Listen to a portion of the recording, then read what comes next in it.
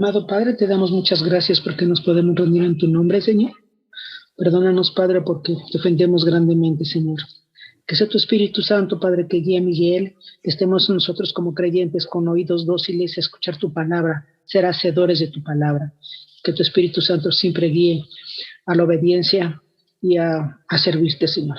Te lo pedimos, Padre, todo esto, que se conecte, que permitas que se conecten los que se vayan a conectar, Señor, y que sea de mucha edificación este estudio, y dándote la gloria siempre a ti. Te lo pedimos, Señor, todo esto en el nombre de tu Hijo Jesucristo. Amén.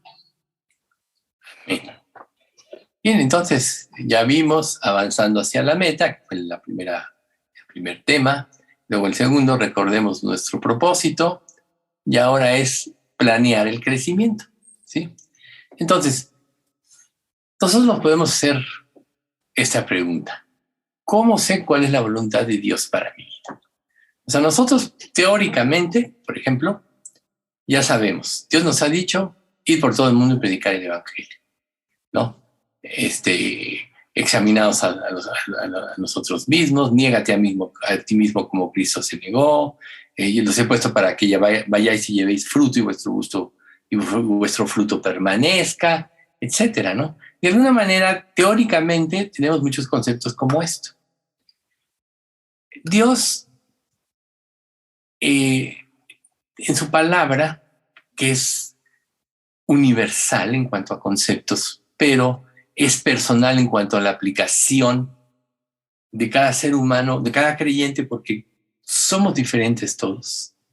Fuimos creados en entornos diferentes, bajo experiencias diferentes, aún perteneciendo a la misma familia, con los mismos padres, etcétera. Vemos cómo entre hermanos somos diferentes, ¿no? Y tuvimos prácticamente la misma educación, vivimos en el mismo lugar, etcétera. Pero todos somos tan diferentes. Entonces, tú puedes tener muchos conceptos y preguntarte, bueno, conozco esto, lo otro, pero ¿cuál es el plan que Dios tiene para mi vida? Y este es un interrogante muy importante porque implica, cuando tú te haces una pregunta, muchas luchas que tú tienes en las cuales estás con ellas sin victoria, ¿no? O sea, recuerden, la carne y la sangre no pueden ver el reino de Dios, ni la corrupción ni la incorrupción. Si nosotros ya nacimos de nuevo, nuestra antigua naturaleza fue sepultada con Cristo, como dice Romanos 6:4 en adelante. Pero Dios nos dio una nueva creación, nos dio una nueva naturaleza. Este es como un niño recién nacido, ¿sí? Tiene las mismas tendencias, es sujeta a influencias, es sujeta a la mentira, es sujeta a inclinarse hacia la satisfacción personal y ser egoísta. Es lo que podríamos decir que la Biblia le llama la carne, ¿no? Yo a veces me gusta aclarar mucho este tema, ya lo he hecho otras veces, porque en muchos hay la confusión, bueno, si yo a mi viejo hombre fue sepultado, ¿por qué la Biblia me sigue hablando de la carne y que me tengo que someter a Dios? ¿Por qué? Porque así como Cristo vino y tuvo que someterse a Dios como ser humano, recuerden, capítulo 2 de Filipenses, él siendo en forma de Dios no estimó el ser igual a Dios como cosa que aferrarse, etc. O sea, él se hizo hombre y fue expuesto a las mismas tentaciones y a lo mismo que nosotros padecemos. La diferencia es que sin pecado, porque él siempre obedeció. Pero cuando tú naces de nuevo y tienes esta nueva creación, sigues teniendo bueno, Dios te da esta naturaleza, ya era el viejo hombre que influía y te impedía creer en Cristo y te ibas a ir al infierno, regido por él, ya fue sepultado. Él ya no te va a influenciar, pero todavía sí vas a seguir teniendo como enemigos esa naturaleza que sí es influenciable, este mundo que está estructurado bajo los principios del diablo, por eso dice la Biblia, el mundo entero está bajo el maligno, y Satanás mismo, que tiene su legión de ángeles, sus huestes espirituales de maldad, que están trabajando para, si realmente somos salvos, hacernos dudar de Dios, desviarnos del plan de Dios, impedirnos a través de muchos pretextos que hablemos de Cristo, meternos en situaciones de nuestra autocomplacencia y dejar la autonegación para seguir a Cristo. Todo esto son las luchas que están debajo de esta pregunta. ¿Cuál es el plan de Dios para mi vida? La palabra correcta es subyace, ¿no? Por abajo, sub, que están por abajo de este concepto, ¿no? Entonces, aquí tenemos que empezar a aprender a analizar nuestras vidas. Por ejemplo, mi forma personal de aprender la Biblia, como ustedes saben, me convertí leyendo, pero algo que me permitió aprender mucho, mucho, mucho fue personalizar las escrituras. A ver, esta situación pasa, ¿qué podía involucrar en mi vida? Y yo, desde mis inicios de la vida cristiana, yo sé que Dios me perdonó cuando yo me arrepentí, pero estuve pidiendo perdón porque veía todas las tendencias que como ser humano tenía, tendencias a hacer el mal, ¿no? Por tanto, una de las cosas que nosotros tenemos que aprender es a tratar de analizar el porqué de nuestras acciones o de nuestras negativas o por qué de nuestra desobediencia a puntos que ya claramente Dios nos dijo y nos volvió a decir y hasta nos gritó que debíamos vivir y no vivimos. Yo diría, muchas de estas cosas tenemos que reconocerlas como necedad, ¿no? O sea, Dios, tú dices esto, pero yo digo esto. Eso es lo que la Biblia llama necedad. Y ¿saben qué pasa con los necios? Lean Proverbios y van a ver repetidamente qué pasa con los necios, ¿no? A final de cuentas van a vivir extraviados. Pero Dios, si realmente nos convertimos y somos salvos, Él tomó un compromiso, como dice Filipenses 1:6, el que comenzó en vosotros la buena obra la perfeccionará hasta el día de Jesucristo. O sea, Él va a empezar a actuar en nuestra vida trayendo circunstancias que nos enseñen a depender de Él, que nos lleven a buscarle, etc. Y así es como Él va a enseñarnos. Pero si tú empiezas a ver en tu vida el porqué de las cosas, te vas a encontrar con una serie de ramificaciones que quizá hasta te turbes, ¿no? O sea, para tomar decisiones en la administración hay un proceso que se llama precisamente el árbol de la decisión, y precisamente está basado en ramificaciones según las posibilidades de cada acción, ¿no?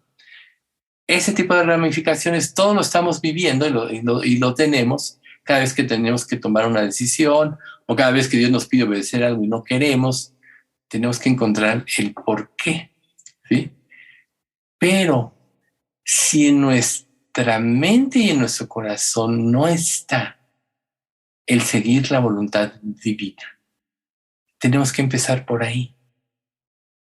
¿Por qué soy tan rebelde? ¿Por qué no quiero? Y vas a descubrir cosas de ti que, si eres honesto contigo mismo y con Dios, porque Dios sí sabe cómo eres exactamente, pero para que pueda haber un arreglo tienes que ser honesto con Dios. Decir, Dios, tienes razón, soy así, soy esto, soy lo otro, soy... Ese es el principio del verdadero arrepentimiento, reconocer lo que eres, ¿no? Entonces, Él te va a ayudar. Pero lo primero que tienes que ver es que lo más importante es la voluntad de Dios. ¿Cuál fue el éxito de Cristo? El éxito. Siempre quiso hacer la voluntad de Dios. Ese versículo que siempre les digo de Juan 5:30, ojalá ya se lo sepan de memoria. No puedo hacer yo nada por mí mismo, según no oigo así juzgo, y mi juicio es verdadero, porque no busco mi voluntad, sino la voluntad del que me envió, la del Padre. Ese fue el éxito de Cristo. Entonces, antes de hacer cualquier análisis, tienes que preguntarte, ¿realmente quiero hacer la voluntad de Dios? Y entonces van a tener sentido las ramificaciones, porque a la larga todo te va a llevar a negarte a ti mismo para mejor decir, mira, en lugar de estar llenando mi mente de basura y consumir mis fuerzas, mi energía y mi tiempo, mejor voy a obedecer. Así de simple. A veces nosotros complicamos nuestra vida de tal manera, buscando excusas para justificar por qué no obedecemos, que obedecer. Pero ¿cuánto tiempo tiene que pasar en nuestra vida para que lo entendamos? ¿O cuántas pruebas tenemos que vivir para que lo entendamos, ¿sí? Entonces, podríamos decir que deberíamos de preocuparnos más por conocer la voluntad suprema de Dios para nuestras vidas, porque así además lo señalan las Escrituras, para que podamos tener progreso, santidad y pureza, ¿qué es lo que nosotros pensamos? A ver, dime, ¿de qué te sirvió dirigir tu vida todo tu tiempo antes de Cristo? Reitero, si es que ya eres un verdadero creyente. ¿De qué te sirvió? De nada. El administrar tu propia vida te llevó al fracaso rotundo. Ibas directo al infierno, separado de Dios. Una vida sin sentido, de insatisfacción y de un vacío infinito, porque el vacío que tenemos es la falta de Dios en nuestra vida. Por eso decimos que el vacío es del tamaño de Dios, ¿verdad?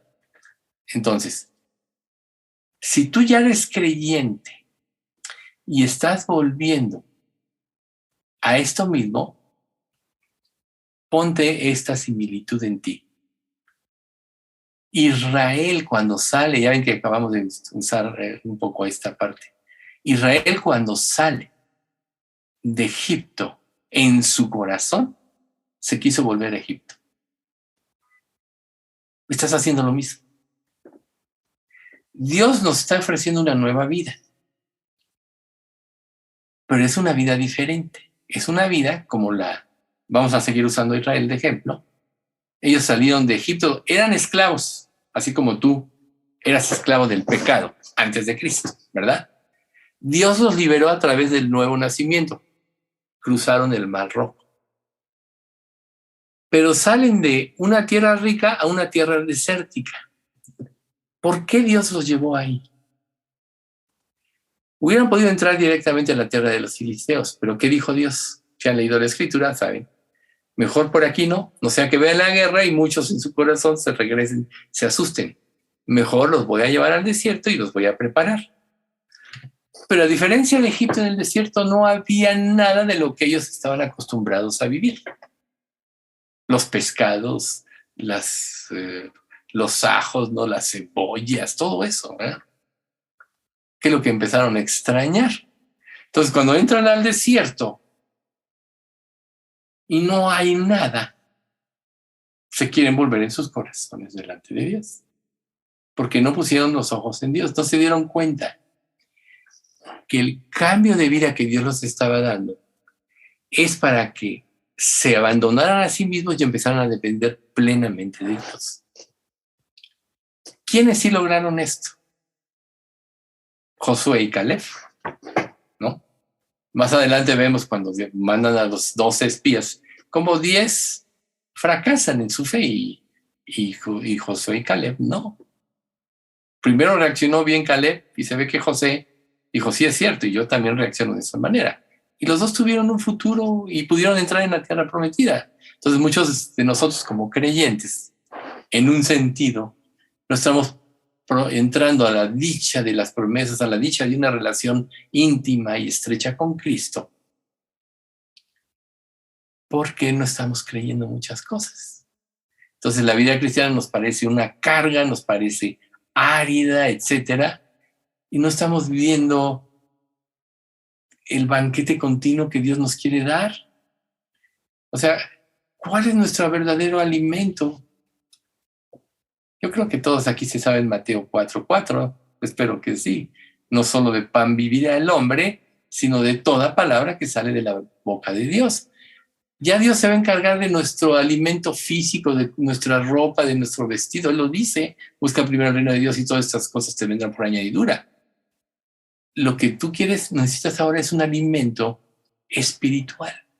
Y ese solo se da en una relación creciente, íntima y estrecha con Dios. Entonces, si debíamos de preocuparnos por algo, es por buscar la voluntad de Dios, ¿no? Por ejemplo, 1 Tesalonicenses 4:3 dice, pues la voluntad de Dios es vuestra santificación, que os apartéis de fornicación, que era uno de los pecados más comunes en la antigüedad. Recuerden la diosa Cera, las profetisas, había prostitutos y prostitutas en los templos de Acera, etcétera, ¿no?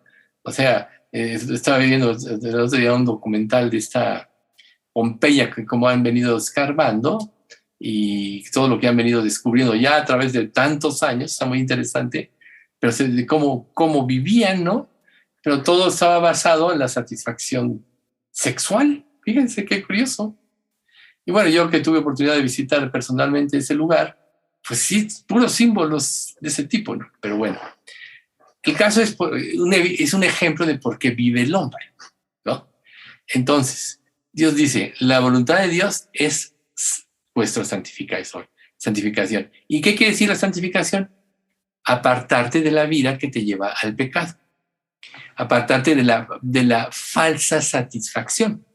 Porque el pecado es, como dice un proverbio, es el que come cascajo, ¿no? O sea, puedes de repente decir, puede estar rico, pero cuando empiezas a masticarlo es como si estuvieras masticando cascajo. El pecado se presenta dulce, atractivo. Acuérdate lo que dice con el fruto del huerto del Edén a Eva, ¿no? Codiciable a la vista de los ojos y codiciable para comer. Así lo vio Eva. Y así es el pecado en todos nosotros. Pero nosotros no sabemos, o sea, sí sabemos, pero no siempre lo concientizamos, que cuando caemos en él nos causa amargura, problemas y muchas cosas. ¿Cómo le pasó a Adán y a Eva? Hoy en día nosotros sufrimos las consecuencias de la desobediencia de nuestros padres, Adán y Eva, porque todos descendemos de ahí. ¿Ven ustedes? Entonces, si Dios nos está sacando de una vida sin sentido, que nos separara de Dios, a una vida diferente, en un sentido desértica, usando ese ejemplo, lo que Él quiere es que crezcamos en nuestra relación con Dios y en nuestra fe. ¿Por qué? Vamos a poner el ejemplo del maná. Dios les dijo, no, solo usen el maná para el alimento de cada día, salvo el día previo al Shabbat, pueden tomar el doble y no se aguisunará, porque si toman, se les aguzará. ¿Y qué fue lo primero que pasó? Todos guardaron de más y se les aguzanó, ¿verdad? Entonces a veces nosotros quisiéramos en nuestra vida ya cristiana tener todo solucionado, pero Dios quiere que dependamos de Él cada día. Por eso vivimos situaciones donde tenemos que estar dependiendo de Él día con día. ¿Por qué? Porque Él está haciendo en nosotros un proceso de santificación. Esto es, nos está apartando del mundo de pecado y nos está llevando a un mundo espiritual basado en lo que verdaderamente satisface tu ser y tu alma, una relación con Dios. ¿Qué puede ser más grande que lo creado, sino el creador mismo? Por tanto, ninguna relación con la creación, en un sentido, aunque sabemos que está sujeta a maldición por causa de la desobediencia, puede ser más hermosa que el creador. Ninguna satisfacción humana, que Dios que nos crió y las puso, y puso las reglas de nuestras satisfacciones en la vida, ninguna satisfacción humana se puede comparar con la relación con Dios. O sea, nada de lo creado se puede comparar con el creador. Ninguna relación que te pueda dar lo creado por Dios se puede comparar con la relación directa con tu creador. ¿Y no es acaso lo primero que nos dio Dios al nacer de nuevo? Nos dio su Espíritu Santo. Nosotros los salvos tenemos una relación directa porque Dios está en nuestros corazones. Entonces, Dios dio la ley para que tomáramos conciencia de nuestro pecado. Entonces, nosotros y nuestra conciencia, que está preparada para eso, nos hace vivir en un entorno orientado a que tenemos que cumplir, ¿sí?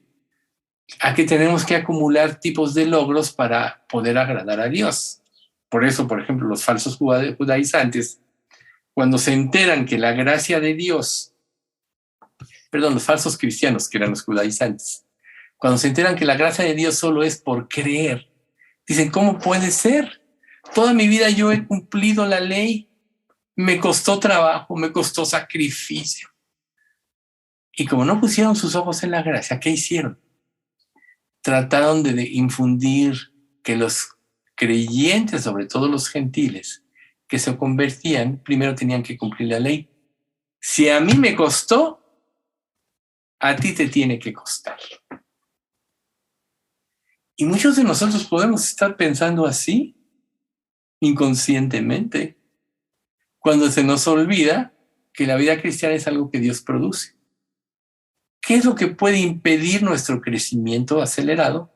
La desobediencia, la falta de sumisión. Si estamos viviendo así es que hemos caído en la trampa de Satanás.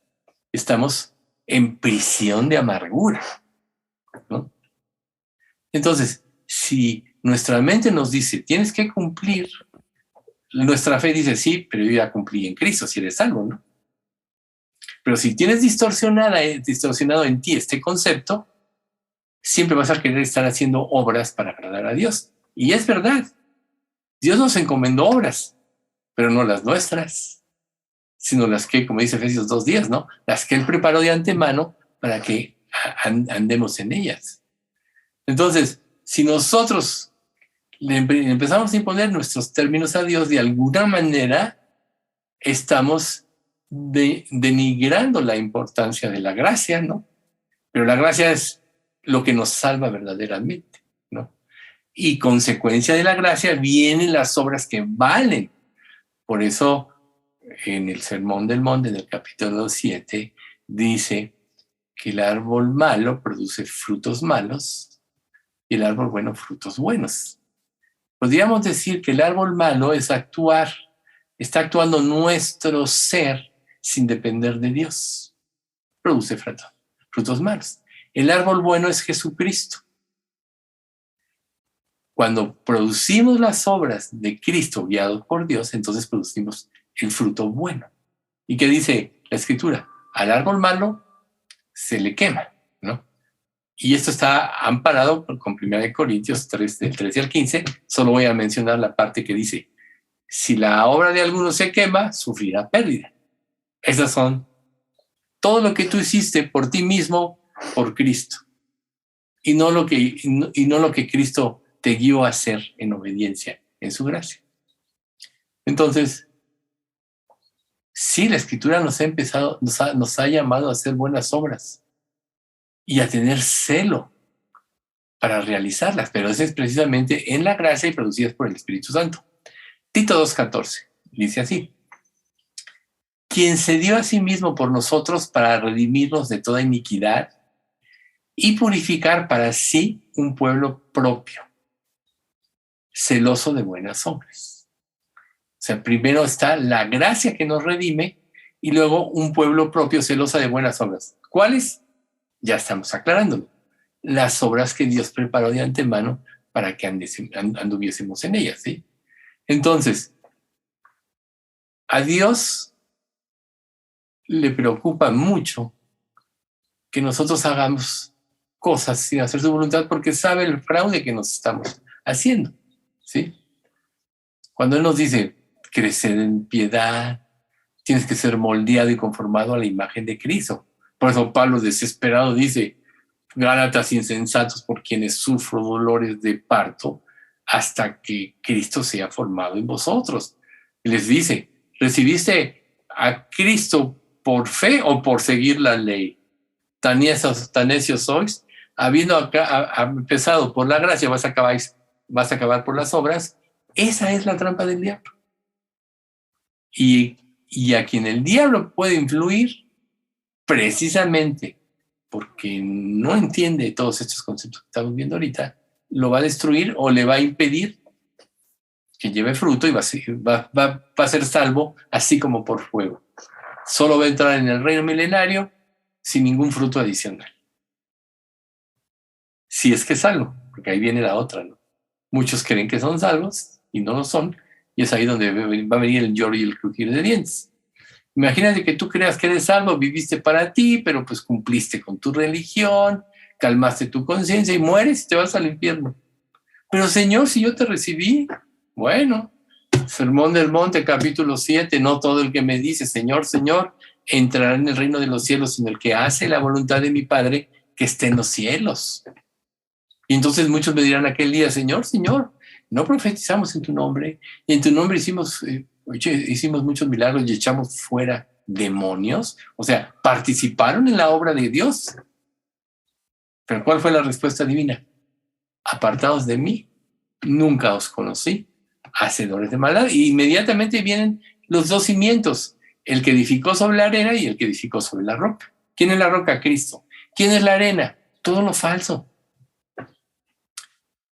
Entonces, Romanos 8:29 dice, porque a los que antes conoció también nos predestinó para que fuesen hechos conformes a la imagen de su Hijo, para que Él sea el primogénito entre muchos hermanos. Aquí, en este pasaje, vamos a usar solo la frase, sean hechos conformes a la imagen de su Hijo. ¿Y cuál es la fuerza de la imagen de su Hijo? La obediencia al Padre, la sumisión a la voluntad de Dios. ¿Y quién puede decir lo que Pablo le dijo a Timoteo, su discípulo principal, en 2 de Timoteo 4:7? He peleado la buena batalla, he acabado la carrera, he guardado la fe. Y todos conocemos la vida de Pablo. Una vez que Dios se presente en su vida, él verdaderamente dio su vida por Cristo.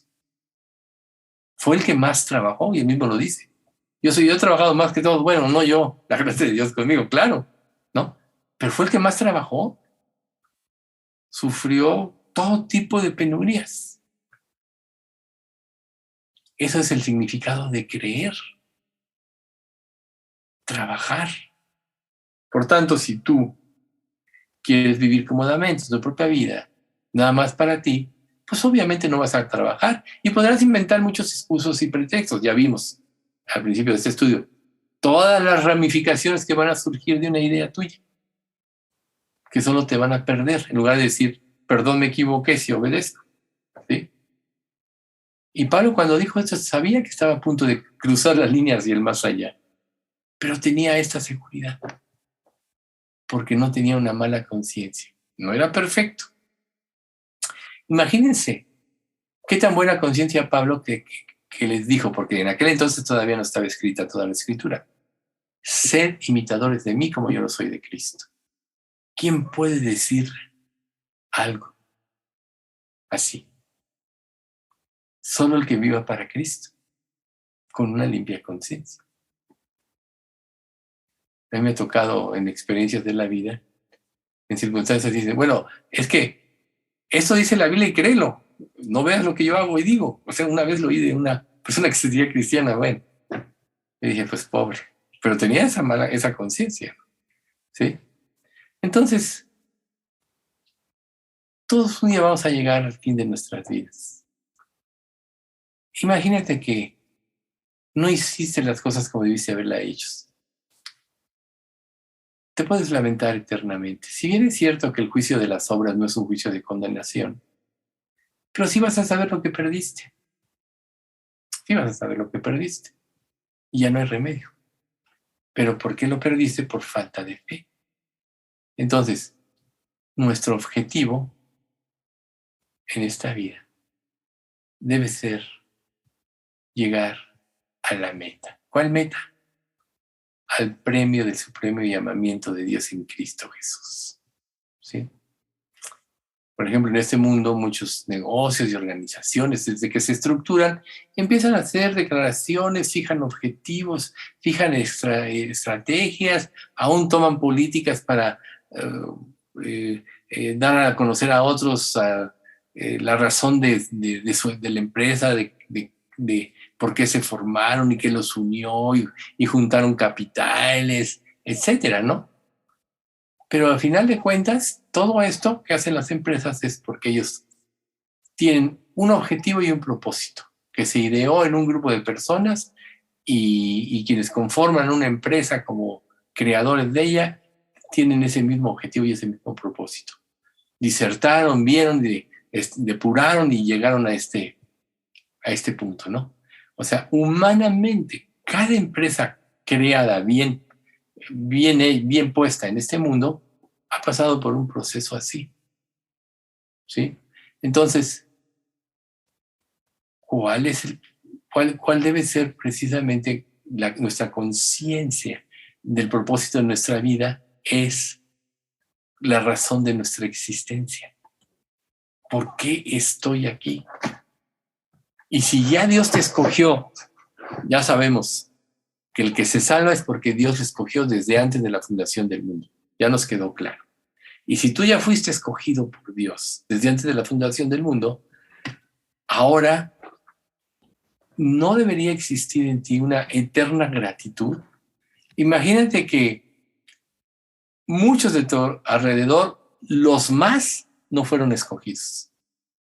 Recuerda lo que dice la Escritura. Muchos son llamados, pocos escogidos. O sea, el Evangelio se predica actualmente en todo el mundo. A mí me llama la atención cuando veo las noticias de esto de Ucrania, cómo Putin tiene su religión pseudocristiana. ¿Cómo puedes creer que es un asesino amparado bajo la religión? Y su obispo está de acuerdo con él. O sea, esos están en el aire, están perdidos, ¿no? Yo les digo una cosa, mi oración por esta nación es porque esto lleve a muchos a convertirse verdaderamente a Cristo, y es por lo que tenemos que orar, porque han sufrido mucho y muchas injusticias. Pero entonces, el puro hecho de que Dios te haya elegido desde antes de la fundación del mundo, si tú ya tienes esa seguridad de tu salvación, si Dios ya te lo confirmó, si sabes con certeza que el Espíritu está en ti, ¿no acaso la gratitud a Dios debe imperar en tu vida? Y esa gratitud es la que te debe llevar a la verdadera obediencia, porque cuando tú dices que eres hijo de Dios y eres desobediente, estás evidenciando que no tienes gratitud por lo que Dios hizo por ti. Y entonces, esto es por falta de comprensión, y la falta de comprensión es por falta de profundizar en las Escrituras, o porque no eres salvo. Porque si estuvieras en el lugar de la obediencia, solo irías confirmando una y otra vez lo que Dios dice, como Dios lo está haciendo en tu vida. Entonces, hazte otra pregunta. ¿Cuáles son los logros que yo he alcanzado en mi vida respecto a lo espiritual? ¿Podrá mi vida, te podrías decir o preguntar si tu vida ha impactado a otra persona lo suficiente como para que busque a Cristo?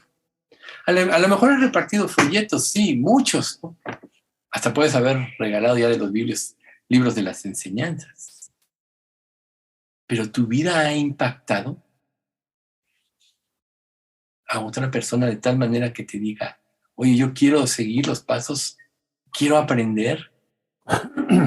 Nosotros pasamos por la vida y vemos que tristemente la mayoría de las personas con las que platicamos, con las que le compartimos, muchos te pueden escuchar decentemente, atentamente, fingen interés, pero ¿cuántos realmente de las decenas con los cuales has compartido han respondido correctamente?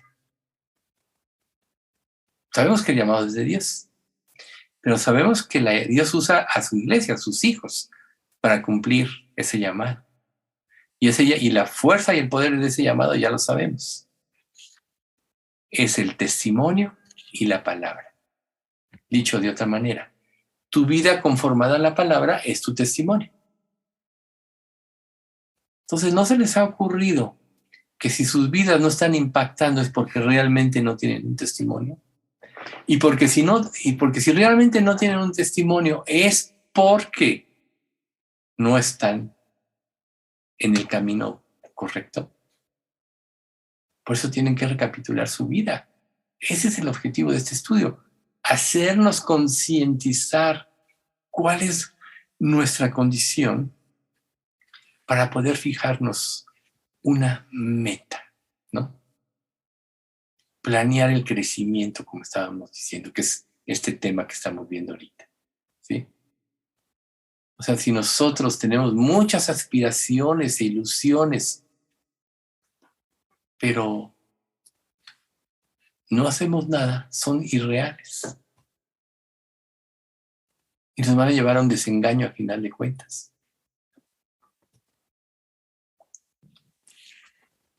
¿Estás decepcionado de las personas? ¿Estás decepcionado de tu iglesia? ¿No te quieres comprometer? ¿No te has puesto a pensar que a lo mejor el problema es tuyo y no de las otras personas? Claro. El que tiene un grano de fe puede mover una montaña, ¿no? Si tuvieras fe y no dudares, sino que le dijeras a este monte, desarráigate y échate en el mar, te será hecho.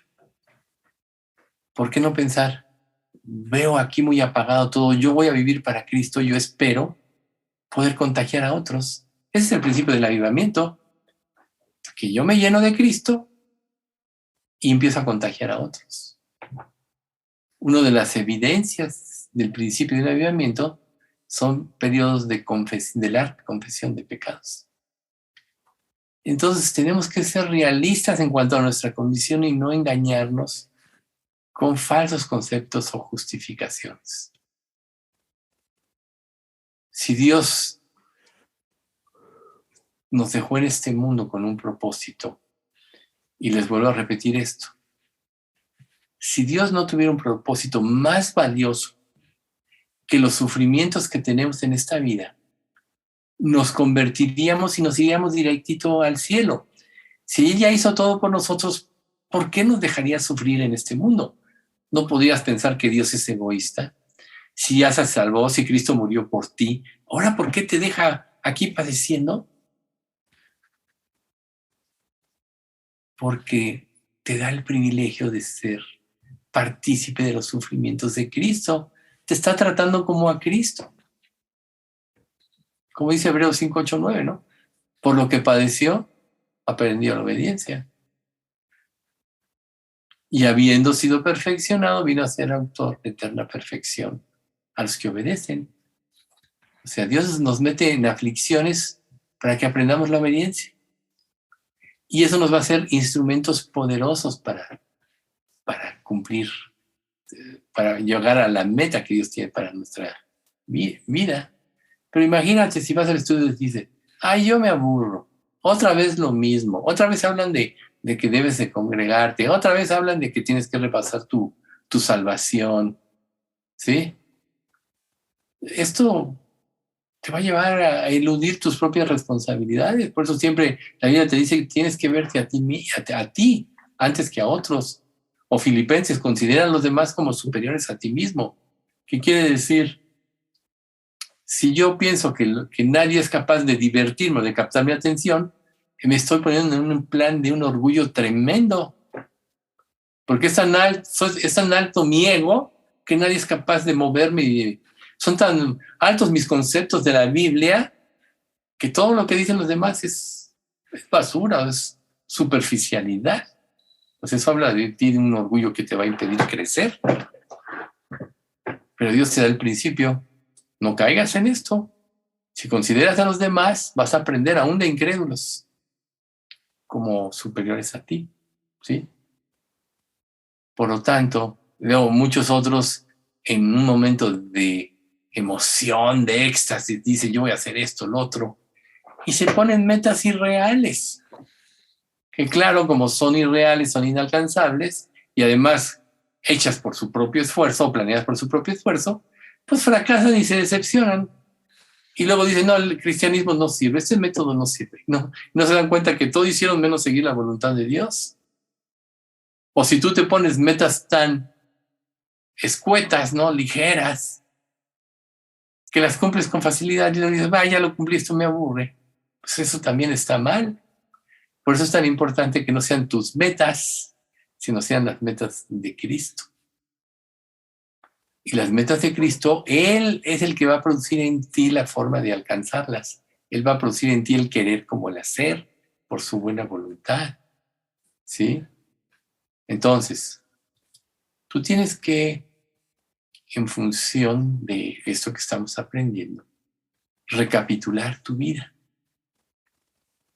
¿En qué estoy fallando? O sea, primero, ¿qué es lo más importante? Lógico, ahorita todos dirían, no, Jesús. Ok. Si Jesús es lo más importante, ¿mis acciones realmente están demostrándolo? Y ahí te puedes encontrar con una serie de cosas por las cuales tienes que empezar a pedir perdón. Una vez que ya arreglaste con Dios, dile, ahora aquí estoy, listo para hacer tu voluntad. Como dijo Jesús, ¿no? Señor, aquí estoy, listo para hacer tu voluntad. Obviamente, sinceramente. Porque te dice, ok, ¿quieres hacer mi voluntad? Ok, ve y haz esto, ¿no? Como le dice Dios, Jesús a la samaritana. Bueno, ve y llama a tu marido. O sea, la samaritana se impactó de que le dijera, ¿no? El que volviera a beber de esta agua, volverá a tener sed. Señor, dame de esta agua. Ok, ¿quieres de esta agua? Ve y llama a tu marido. No, no tengo marido. O sea, lo primero que tienes que hacer para disfrutar de esa agua espiritual es arreglar tu pecado. Entonces, pues, ok, ya eres salvo. Pero ¿qué tanto pecado puedes estar permitiendo en tu vida? ¿Sí? O sea, por ejemplo, ¿has visto tú los jardines japoneses? Se caracterizan por ser hermosos, tampoco, ¿no? Aunque sean películas. Ahí están. Si tú dijeras, yo quiero un jardín como este, ¿te va a parecer de la nada ya tener un jardín así? No. Tienes que trabajar, ¿no? Primero hacer terraplenes, planear cómo vas a ver, qué vas a sembrar, qué plantas armonizan y qué otras no se contraponen. Una puede hacer que la otra seque. O sea, es toda una técnica, ¿no?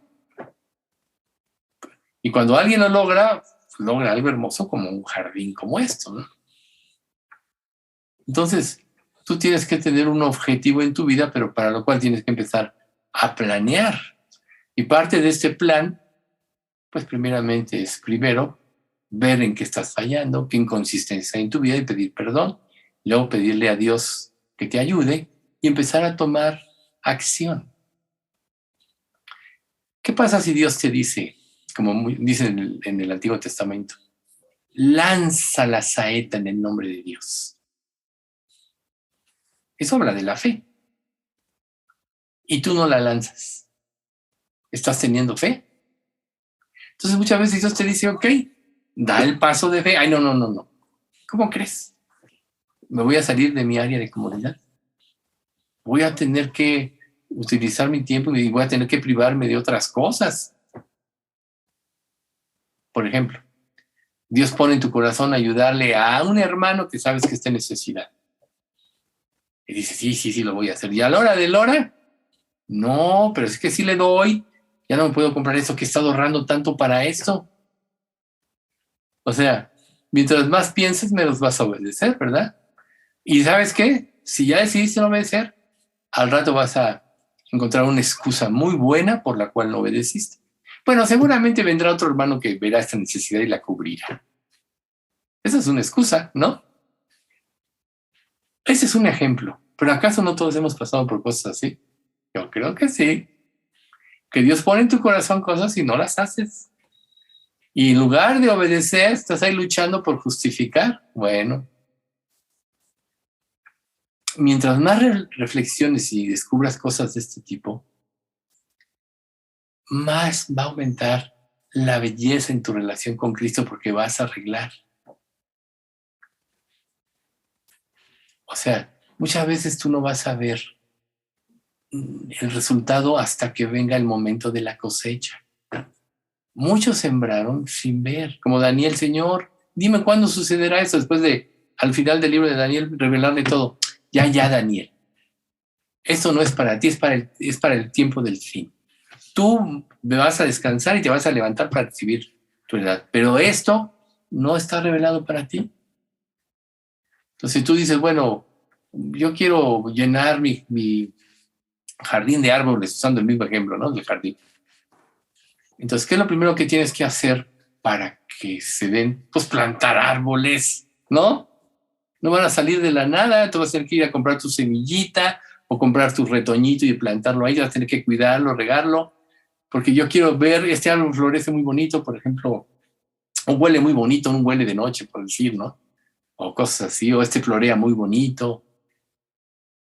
Pues va a tener que esperar quizás hasta años para que crezca y dé la sombra y la flor o el aroma que tú quieres. Muchos queremos, este mundo nos enseña a que todo rápido, eso es lo que ha hecho la televisión, ¿no? Tú ves pasar una vida en 30 minutos de una película, de poco, ¿no?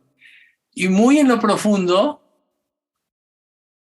pues pueden estarte enseñando lo que tarda y que no ves no vale la pena. Yo quiero ya ahorita esto.